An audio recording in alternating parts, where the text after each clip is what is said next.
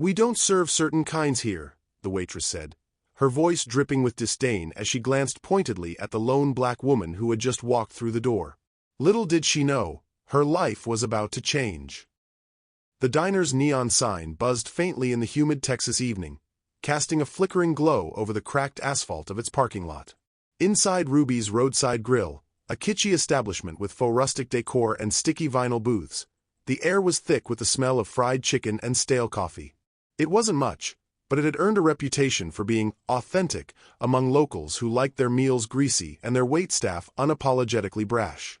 Halle slid into one of the empty booths by the window, her dark sunglasses still perched on her nose despite the dim lighting inside. She wore a simple white blouse and jeans, blending seamlessly into the crowd of weary travelers and truck drivers scattered around the room. Her presence barely registered, just another face passing through this dusty corner of East Texas. At the counter, Linda Mae, a wiry waitress in her late 40s with a cigarette-scorched voice and an oversized name tag that read, "Hi, I'm Linda Mae," glanced up from refilling a cup of coffee. When she spotted Halle settling into the booth, something about her demeanor shifted. A flicker of disdain crossed her face as she took in Halle's skin tone. "Well, well," Linda Mae muttered under her breath to no one in particular, loud enough for nearby patrons to hear. "Guess we got ourselves some diversity tonight." A few chuckles rippled through the room, though whether they were amused or uncomfortable remained unclear. When Linda Mae finally approached Halle's table, she didn't bother hiding her contempt. "What can I getcha?" she drawled, pen poised lazily over her notepad, not bothering to make eye contact. Before Halle could respond, Linda Mae added, almost as an afterthought, "We don't serve certain kinds here." The words hung heavy in the air, dripping with thinly veiled racism. Halle's jaw tightened ever so slightly beneath her composed exterior, but she said nothing, yet. Instead, she simply replied, "Water will be fine," her voice calm, measured, betraying none of the storm brewing beneath the surface. Linda Mae smirked, scribbling something illegible on her pad before sauntering off, leaving Halle alone with the weight of the moment and the growing tension in the room. Linda Mae returned a few minutes later, balancing a chipped glass of water on her tray like it was an afterthought. She set it down with a clink in front of Halle, deliberately avoiding placing it directly within reach. The gesture was small but deliberate, a subtle act of disrespect that spoke volumes. "Here you go," Linda Mae said, her tone dripping with insincerity. "Didn't think you'd actually want anything else." She lingered by the table, leaning casually against the edge as if daring Halle to ask for more. Her gaze swept over Halle's clothes, lingering just long enough to imply judgment before she added, "You sure this is your kind of place? We ain't exactly fancy."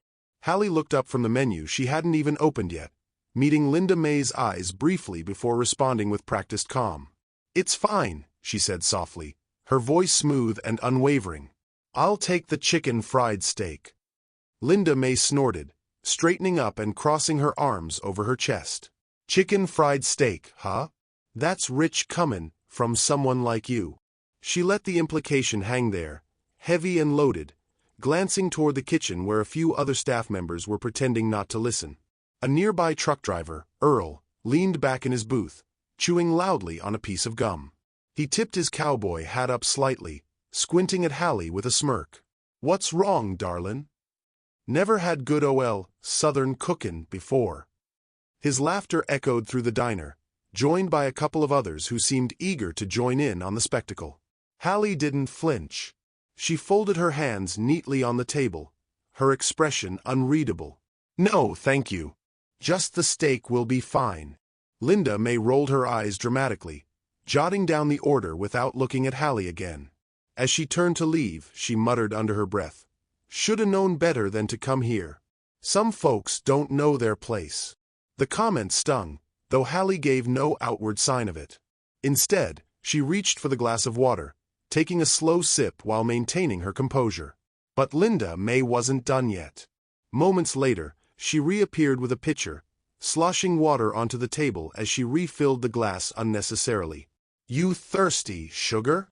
Linda Mae asked mockingly, her voice loud enough for everyone to hear. "Or maybe you're used to something stronger. Rumor has it y'all prefer moonshine back wherever you came from." This time, Earl laughed so hard he nearly choked on his gum. Careful, Linda Mae. Don't wanna get cursed or nothin'. His joke earned another round of chuckles from the peanut gallery, though one older woman sitting alone at the counter shot him a disapproving glare. Halle finally spoke again, her voice steady despite the growing hostility around her. I think I've had enough water for now, thank you. Oh, pardon me, Linda Mae replied sarcastically, stepping back with exaggerated politeness. Wouldn't want to make you feel too welcome here, would we? As the minutes dragged on, the tension continued to escalate. When Halle attempted to flag Linda Mae down to inquire about her missing meal, the waitress ignored her completely, instead tending to Earl's endless demands for coffee refills and ketchup packets. Each interaction felt like a pointed reminder of how invisible Halle was supposed to be. At one point, Linda Mae stopped mid-stride near Halle's booth, turning to address the entire room. You know, I reckon some people forget what customer service means these days, she announced, her eyes darting meaningfully toward Halle. We cater to real customers here, the kind who appreciate our hard work. The dig landed squarely, drawing murmurs of agreement from a few patrons. Earl slapped the table approvingly. Damn right. Ain't nobody got time for freeloaders. For a brief moment, Halle considered leaving. She could feel the weight of the stares, the unspoken assumptions pressing down on her. Yet something held her in place, a quiet determination burning beneath her calm exterior. This wasn't just about her anymore. It was about every person who'd ever been made to feel small because of the color of their skin. Just then, a young couple entered the diner, shaking off raindrops as they took a seat 2 booths away. The man glanced curiously at Halle, his brow furrowing as if trying to place her face. For a split second, recognition flickered in his eyes, but then he shook his head dismissively, returning his attention to the menu. Linda Mae noticed the exchange and tensed visibly, her confidence wavering for the first time. Still, she rallied quickly, plastering on a fake smile as she approached the new arrivals. Welcome to Ruby's. What can I get started for y'all? Her forced cheerfulness grated against the simmering hostility in the air, but the young couple didn't seem to notice, or care.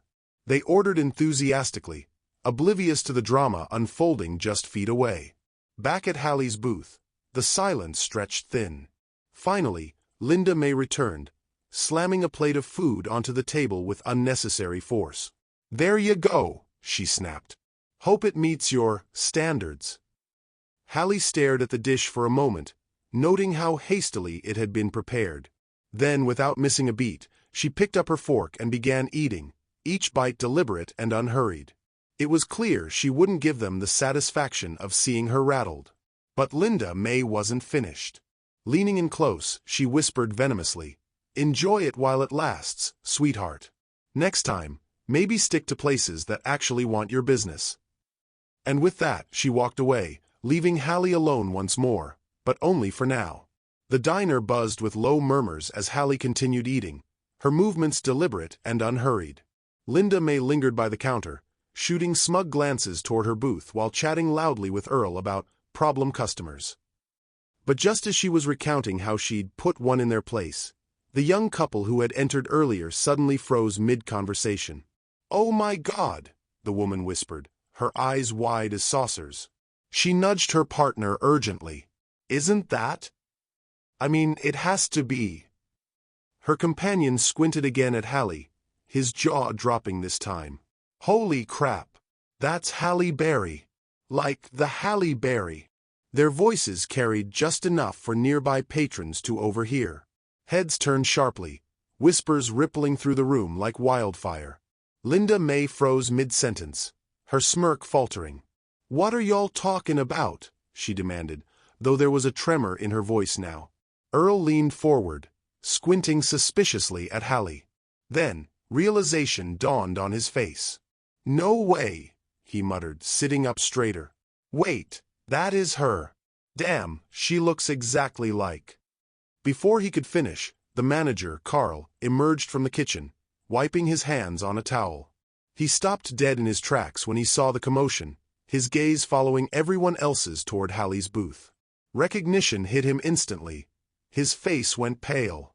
"Ms. Berry," Carl stammered, taking a hesitant step forward.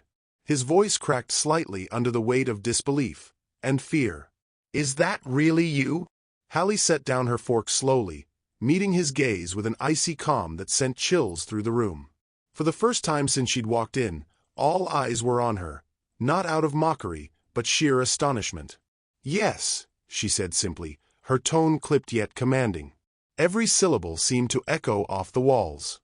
"It's me." The silence that followed was deafening. Linda Mae's mouth opened and closed like a fish out of water, her bravado evaporating completely. Earl sank back into his seat, suddenly finding great interest in his napkin. Even the young couple looked uneasy, unsure whether they should stay or leave. Carl scrambled to regain control of the situation, rushing over to Halle's table with nervous energy. "Ms. Berry, I can't apologize enough for—" He gestured vaguely toward Linda Mae, who stood rooted to the spot, trembling visibly. "This is unacceptable. Completely unacceptable." Halle raised a hand, cutting him off before he could continue. Her expression remained impassive, but there was steel beneath her words. "You don't need to explain anything to me. I think your employee has already made herself very clear." Linda Mae finally found her voice, though it came out as a strangled squeak. I didn't know it was you. If I'd known—" "If you'd known," Halle interrupted, her voice rising ever so slightly, "would that have changed how you treated me? Or do you reserve this kind of behavior only for people whose names you don't recognize?" The question hung in the air, sharp and unanswerable. Linda Mae's face flushed crimson, tears welling in her eyes as she realized the depth of her mistake. Around them, other patrons shifted uncomfortably, some avoiding eye contact altogether while others stared openly, horrified by what they'd witnessed or participated in. Carl swallowed hard, turning to Linda Mae with barely contained fury. "You're fired," he spat, his voice shaking with equal parts anger and panic. "Get out of my sight." "But—" Linda Mae started, only to be cut off by Carl's glare.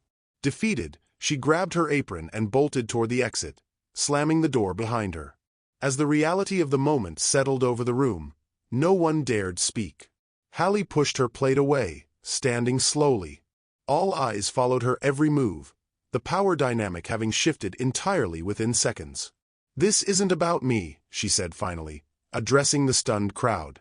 "It's about respect, for everyone, regardless of who they are or where they come from." With that, she turned and walked toward the door, leaving behind a diner filled with shame, regret, and a newfound understanding of the consequences of prejudice. As Halle reached the door, Carl scrambled after her, his face flushed with desperation. "Ms. Berry, please wait," he called out, his voice cracking under the weight of panic and embarrassment. He stepped in front of her, blocking her path as sweat beaded on his forehead. "Let me make this right. Please." Halle paused, turning to face him with an expression that was neither forgiving nor hostile, just coldly resolute. "How do you intend to make it right?" she asked, her tone sharp enough to cut glass. "By firing one employee? That doesn't erase what happened here tonight." Carl floundered, his hands trembling as he gestured helplessly. I'll do whatever it takes. Training programs, sensitivity workshops. Anything. Just give us another chance." She studied him for a moment, her gaze piercing through his frantic attempts at damage control.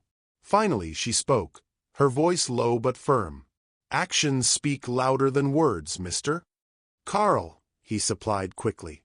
"Carl Jenkins." "Mr. Jenkins," Halle continued, emphasizing his name with deliberate precision, "if you're serious about change, start by looking at yourself first.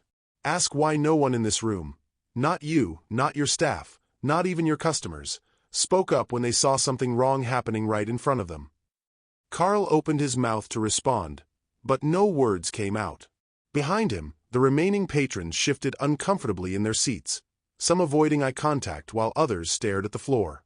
The young couple who had recognized Halle exchanged guilty glances, clearly regretting their earlier silence. Earl cleared his throat loudly, trying to break the tension. "Look, ma'am, we didn't mean no harm." "You didn't stop it either," Halle interrupted, leveling a steely glare at him. "And that makes you complicit." The diner fell silent again, the weight of her words pressing down on everyone present. Carl wrung his hands nervously, stammering, "We'll fix this, Miss Berry. I swear it. This won't happen again." Halle regarded him for a long moment before nodding curtly. "See that it doesn't." With that, she pushed past him and walked out into the humid Texas night, leaving behind a room full of people grappling with a harsh truth she'd laid bare. Back inside, Carl turned to address the stunned crowd, his voice shaking but determined. "All right, listen up. Starting tomorrow, every single one of you is required to attend mandatory training sessions on customer service and respect. No exceptions." A few murmurs of reluctant agreement rippled through the room, though most remained silent, still processing the magnitude of what had just transpired. Earl muttered something under his breath about overreacting, but even he couldn't meet anyone's eyes. Outside, Halle took a deep breath, letting the cool air wash over her. As she climbed into her car, she glanced back at the glowing neon sign of Ruby's roadside grill one last time. She knew this encounter wouldn't change the world overnight, but maybe, just maybe, it would plant a seed. The drive away from Ruby's roadside grill was quiet, save for the hum of the engine and the occasional chirp of crickets in the distance. Halle gripped the steering wheel tightly, her knuckles white as she replayed the events of the evening in her mind. She hadn't sought this confrontation, it had come to her, but now that it was over, she felt a strange mix of exhaustion and resolve. The encounter wasn't just about her. It was a microcosm of something far larger, a reminder of how prejudice could fester unnoticed until someone forced it into the light. Back at the diner, Carl stood frozen near the entrance, watching Halle's taillights disappear into the night. His hands trembled as he pulled out his phone, scrolling through news articles and photos to confirm what he already knew. The woman who had just walked out was one of Hollywood's most celebrated actresses, and now, thanks to Linda Mae's racism, his small-town diner would likely become infamous too. He turned back to the remaining patrons, his voice strained but resolute. "This isn't who we are," he said, though the words sounded hollow even to him. "We're better than this." Earl scoffed under his breath, earning a sharp glare from the older woman at the counter who'd remained silent throughout the ordeal. For once, she spoke up.